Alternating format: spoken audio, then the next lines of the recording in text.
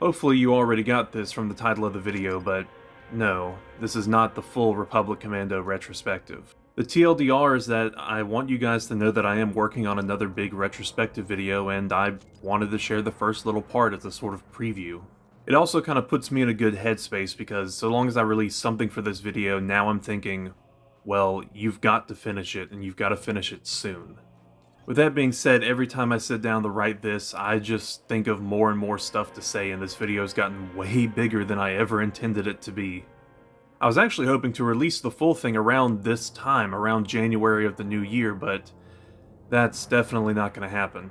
For now, I'm going to say that the full video will come out on May the 4th, which will both be an exact year after the full Battlefront retrospective came out, and, well, Star Wars Day is going to hit the algorithm way better.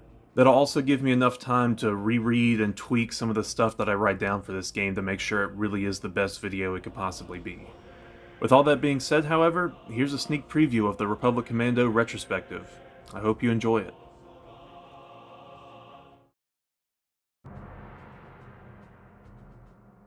"2005 was a big year for Star Wars, seeing the release of what was at the time the final installment in the film series. It was a massive year for Star Wars gaming as well. Knights of the Old Republic 2 had just released in December 2004. The first of the now iconic Traveler's Tale LEGO games would be based off the prequel trilogy. And, by the end of the year, Battlefront 2, widely regarded as one of the greatest Star Wars games ever made, would hit the shelves. But another game came out during that time. And while I don't think you could even remotely say that it's underrated or forgotten, I do think it's a fair assessment to say that it didn't have the same staying power as other pieces of Star Wars media from the time.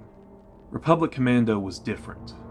While it still looked like Star Wars, it was grittier, more muted, more grimy. The trailer showed a group of bulkier clones deep behind enemy lines, using a much more physical and brutal fighting style that one might associate with black operations, and the type of special forces fighting that was seen more and more in the public eye during the late 90s and early 2000s with the War on Terror. Needless to say, it was lacking a lot of the general child-friendly image Star Wars as a brand largely had, and while that might have pushed some people away, it certainly brought more in, especially with the rise of first-person shooters at the time like Halo or Call of Duty. In fact, when describing this game, I regularly call it Star Wars' take on Halo. Republic Commando is another game I remember having as far back as I can think. No idea how I got it or even why I was allowed to play it as young as I was. I was 6, maybe 7 at the time. I always saw it as being more mature, and I still do, even if it is tame compared to what was and is currently on the market. Of course, the older I got, the more I appreciated the game in its darker tone, and older still as I grew to appreciate the themes. I'm sure many of you have watched my Rise of the Empire video, and this is largely going to be the same. When I started working on this video, I wasn't sure if I would have as much unique to say about this game as I did for Battlefront 2. It's not that I wouldn't have unique things to say about Republic Commando, it's just that I feel like with the Battlefront 2 video, I really said something new, something no one else had ever put into words before. And I wasn't sure if I could do that with this game to the same degree. But the more I played it while working on this video, I feel like I finally cracked this game's code. This is still a game worthy of discussion, and one I hope to analyze and gain a deeper understanding for. But before we start with the game, I want to show something off to you. This right here is the Republic Commando Prima Guide. I'm sure a lot of you remember seeing these strategy manuals in stores and places whenever we were growing up. I actually got this one whenever I had to replace my original copy of the game. It comes with all the standard offerings, maps, levels, tips, tricks, things like that, and then there's some frankly awesome looking concept art in the back of this book, which I'm sure you'll see throughout this video. But there's two aspects of this I want to talk about that I think will help paint a better picture and give us a better understanding about these commandos before we hit the game proper. The guide explains how the commando program came about. Most of this will just be summary with a few direct quotes, but from it we learned that it was Jango Fett himself who pushed for the creation of a specialized fighting unit. He saw the basic clones as too soft. They won't be effective as anything but cannon fodder. You can't train a soldier with a computer. So, Jango contacted several ex-Mandalorian soldiers he knew to come in and train specialized pods of clones. These Ronin came to Commando, fully cognizant of the fact that they might never be permitted to leave. These mercenaries then trained squads of commandos as if they were their own children, since Mandalorian culture places such a heavy emphasis on family. Due to this more specialized and rigorous training, these commandos had more individuality, more pride, more honor, more bravery. However, the idea behind these clone pods largely comes from Kamino's own mythology. The Aiwha are these aquatic creatures you can briefly see being used by the Kaminoans in the movie.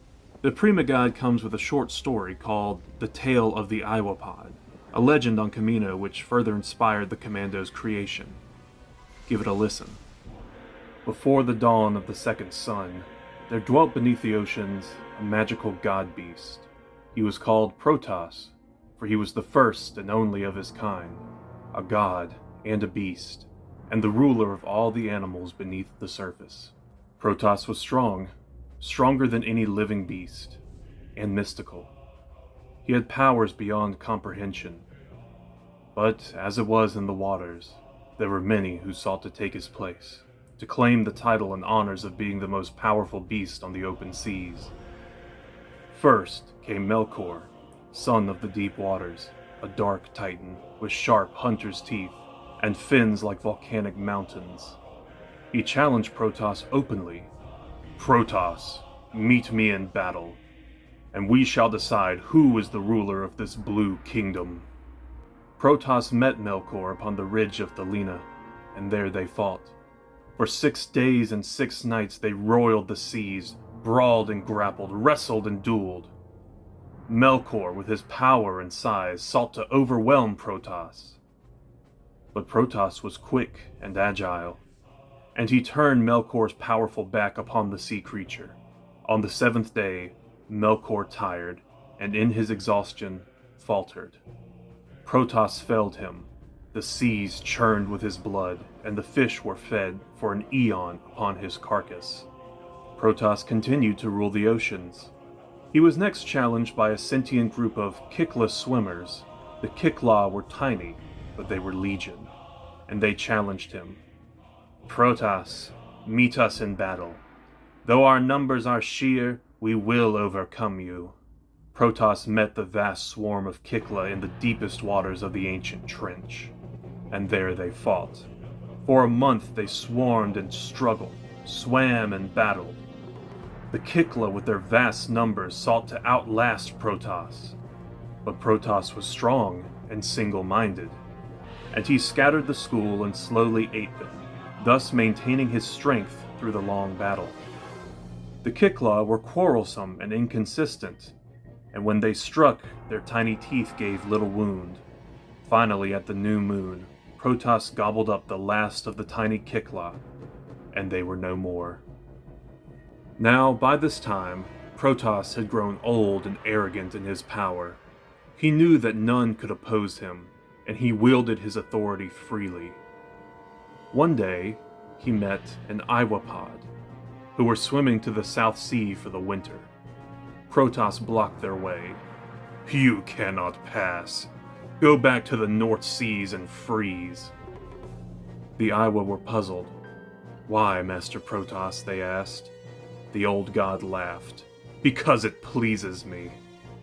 The Aiwha knew they could not return, that they would surely die within the North Seas. We must fight, they told themselves.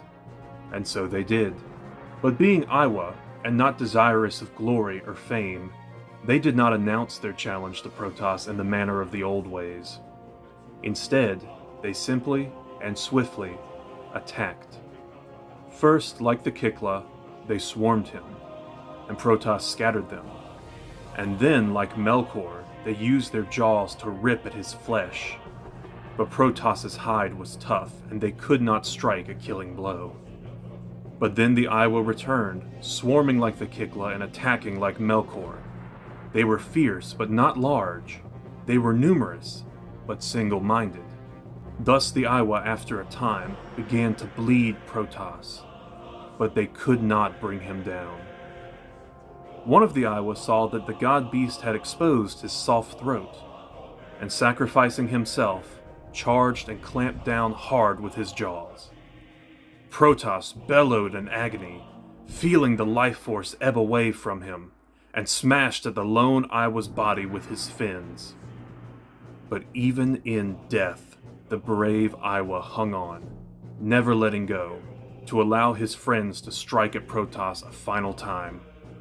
And thus did a small pod of Aiwha end an Elder God's life. And that is why, to this day, the Aiwha rule the oceans, and are accorded a measure of respect even amongst the largest, most powerful, and most plentiful beasts. For the Aiwha, desiring no glory, defeated the monster god Protoss and brought peace to the oceans of Commando. The role of the Commandos is now apparent. They are not a single mighty warrior as a Jedi might be, nor are they a legion who seeks to overwhelm through pure numbers, like the clone or droid armies are.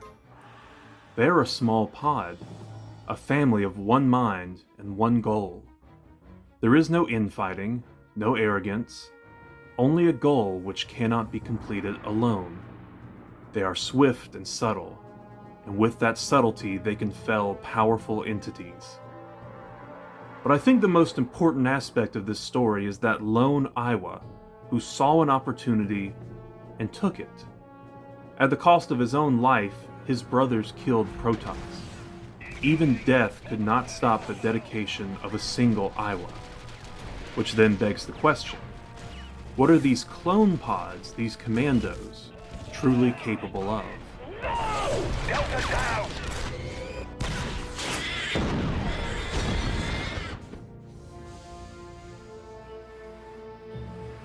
Enemy terminated. Proceed to next sector.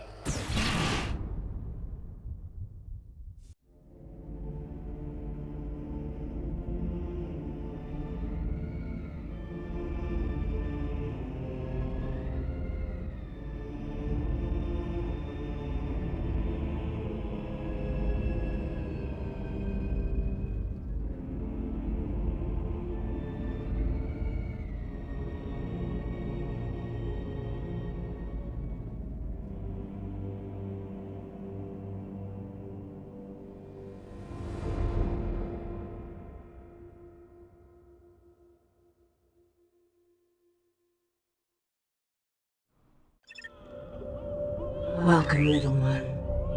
This is your first day. The game actually opens in one of the coolest ways it could have.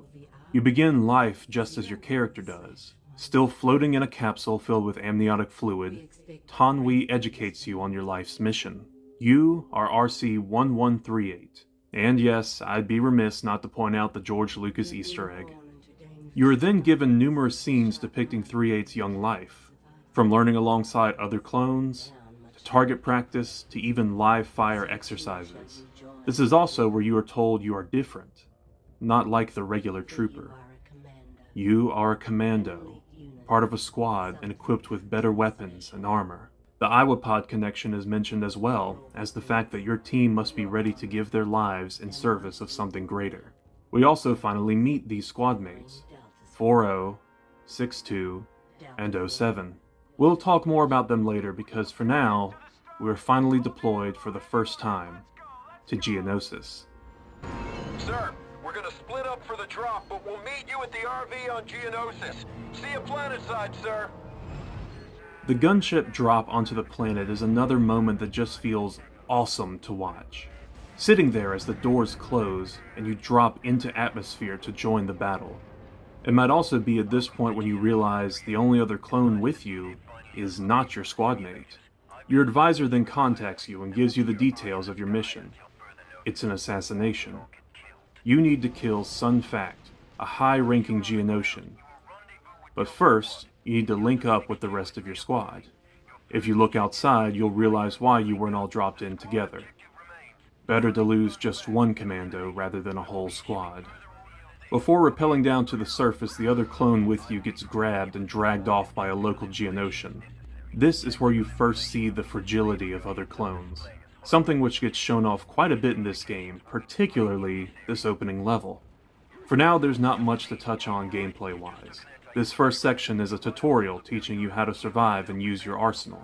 It's the gritty atmosphere which sets the tone for the rest of the game that is worth discussing. While moving through the bombed-out infrastructure, you come across various engagements between clones and battle droids, many of which turn in the clones' favor just by you being there. There are several scripted events that see clones die as you continue to fight on. Some troopers even comment on your presence. Hey, 3-5, check it out. Commandos. If anything as good as I hear, they can practically win the war themselves. All of this serves to further build up this idea in your head that you are leagues above what other clones are capable of. You feel like a one-man army. You might even stop to think about how powerful you'll be once your squad is back together. But taking a step back, you start to see the very real dangers around you. Men are dying, some in more horrible ways. You can't help but wonder what happened to that other clone who came with you. Battle droids also see a major redesign, lacking the sleek, tan, and somewhat goofy aesthetic we normally associate with them. Now they're more metallic, a gunmetal gray with a few blue markings and beady eyes. From their design alone, they feel more dangerous, and you appreciate what made the Separatists such a threat in the first place. The Geonosians are even more off-putting, with a far more alien and animalistic design. The enemies feel deadly. Even if in gameplay they're easy to deal with, you find yourself hoping not to run into them in large numbers. Also, while we're on the subject, everything bleeds. Your melee button extends a wrist knife, which kills enemies in a single strike. Oftentimes, this will result in a splatter of guts and viscera on your visor.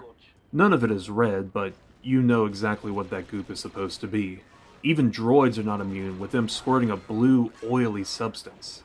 Everything I've just mentioned reiterates the fact that this is a far more violent Star Wars than we're used to seeing. It emphasizes the more personal and brutal aspects of battle, the dangers that are often forgotten about. I won't be going into this much detail for every other level going forward, but I wanted to stop and explain what is set up, and what we will continue to see over the course of the game. All of this, and I haven't even mentioned our first squad mate, who we pick up at the end of this section. Woohoo! Eat plasma, you stupid droid! Directly behind the turret emplacement. Have some of that! Delta 6-2, or Scorch, is your team's demolition expert. We will learn over the course of the game that every member of your squad has a specific role, but we'll talk more about them and their implementation later. For now, you can order Scorch to blow up debris blocking your path. True to the marketing, the squad is your weapon in this game. You can command and control them in various ways, but the system is simple and intuitive enough to not overcomplicate things. Just like this debris. You may ask them to plant a bomb and clear the way, and one of your teammates will do just that. Or, you could do it yourself and let your squad defend you. We'll talk more about these squad aspects at certain key moments, but for now, just know that they're there, and fairly easy to use. After 6-2 sets a charge, you can blow it and continue on to the structure where Sun Fact is located. Also, while looking around, I realized that this area is modeled after the Geonosis arena from the film. However, it doesn't make much sense if that's where we're actually located. Still, every environment in this game looks very good in my opinion. There's a very consistent art style that reflects the previously mentioned grit, while still feeling distinctly like Star Wars. As we enter the structure, we also find our next squad member, 4-0, also known as Fixer. The rest of this section is largely just more areas to learn more new abilities like night vision, and get used to commanding multiple squad members. As you load into the final portion of the level, you meet your last squad mate, 07, who makes a very memorable entrance. Now that we have our full squad, let's briefly talk about them. Despite being clones, each member of your team has a very distinct personality. These traits are manifested mainly through their dialogue and a few text blurbs during the loading screens. Scorch is the first we'll talk about, and he is easily the most animated one here. From the first moment you hear him, you know he's going to be a more light-hearted clone, consistently making light of the situation and cracking jokes. I don't recall him ever being obnoxious, but you definitely hear him talking more than his brothers. Red, red, green, or red, green, red. He is the demolition expert. In fact, his name comes from an incident where, while training, he set off an explosion that scorched off the eyebrows of his Mandalorian trainer, as well as his own. Again, I think he stands out the most, because while every other clone has their own distinct personality, his is the only one that feels more jovial and less serious. Next is Fixer. He is the technician of your squad and the most straight-laced. He is as by the book as they come, to the point where I'm pretty sure he is the only clone to ever refer to the team by their numbers instead of their name. Despite this fact, he isn't stuck up about it. He never tries to correct his brothers or force them to adhere to the rules as strictly as he does. He never gets annoyed by Scorch's antics. At least, not any more annoyed than the rest of the squad. He's also not portrayed as a nerd, despite being a hacker and a slicer. He's honestly just a fairly plain and ideal soldier. And while he definitely has the least characterization in the game, he's not boring and offers a nice contrast to his more eccentric teammates, a sort of everyman for your squad. Lastly is Sev, the sniper and psychopath of the group. While more professional than Scorch, he has his own twisted sense of humor, with his stories or statements often eliciting some level of discomfort from his squad mates. He also has a unique relationship with Scorch, with the two being far more brotherly and teasing with their dialogue. While he is certainly the edgy one of the group, it never felt overbearingly so, at least in my opinion. There's also a certain irony about how battle-hardened and jaded he comes across, despite this quite literally being his first ever mission, the same as the rest of the squad. The other commandos wonder if Sev's pod was defective, which led to his more dramatic personality. But perhaps this personality speaks more to the intensity of their training under Wall and Val. Val was the Mandalorian assigned to train Delta Squad, and while he is far more prevalent in other medias like novels, he really has no tangible presence in this game beyond a few loading screen notes. But with our team assembled and our target just a few feet away, it's time to complete our mission. While writing this, I was struck by how strange it is that the very first thing we do is a high-value assassination. In context, the war has only just started, perhaps not even in any official capacity. Yet, whatever intelligence service is leading us already knows who to hit barely an hour into the first battle. It either speaks to the sheer effectiveness of the Republic spy network, or was a slight writing oversight. But, as clones do, we don't question orders, we follow them. And that has just become more difficult as Sun Fact managed to escape from the room as we entered. And no matter how hard you try, he cannot be killed before leaving. Thankfully, he hasn't gone very far. Just 2 rooms over is the landing pad. After fighting through more droids, you and your squad breach the final door and prepare to finish the job. Sev shows off his role as the team sniper as he sets up to shoot Sun Fact's fighter out of the sky. I really like how, despite being the player character, you aren't the one to finish this mission. All you need to do is order Sev to position, defend him from oncoming Geonosians, and wait for a well-placed shot that brings the ship down. If you keep looking out over the overhang, you will catch a very interesting sight. You see that? That craft didn't look Geonosian. Confirmed. It's unidentified. I'll check the intelligence databanks. Move on, Deltas. What you just saw was General Grievous's ship, though it was never identified as such. So little significance is given to this moment that I honestly didn't even know it was in the game until a few months ago, and this is my first time seeing it with my own eyes. For the meantime, this goes nowhere, and besides, we've been given our next mission. I hope in the future I won't spend this much time talking about a single level again, but it is important to lay the groundwork before moving forward. This single level does so much to set up the themes and atmosphere of this game. It's also our first real look at our squad, which there is much more to say about, but we will cover them later on. And I haven't even touched on the protagonist himself yet, but there's no time for that. Our advisor tells us that another Commando squad has failed their mission of destroying a droid factory. 3-6 is the trooper mentioned, which is a reference to the character Darman, one of the protagonists of the Republic Commando novels.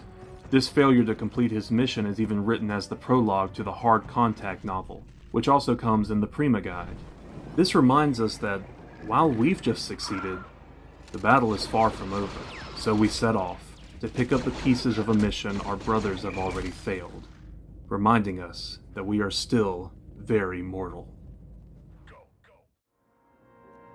I hope you guys enjoyed what you saw there. Again, the full video for now is coming out on May the 4th, but if I happen to get it done earlier and I'm really happy with it, maybe I'll release it sooner, who knows. In the meantime, I'm just going to keep releasing my standard video offerings, which means Let's Plays and other games I'll just kind of play for fun. I say all that to say, if you want to subscribe and wait for the full video to come out, you can. Just be aware a lot of stuff is going to come out in between then that is not going to be the same type of content this video is. But if you do like that kind of content, then please go check it out. I have a poll up on my community page right now choosing the next game that I'm going to play.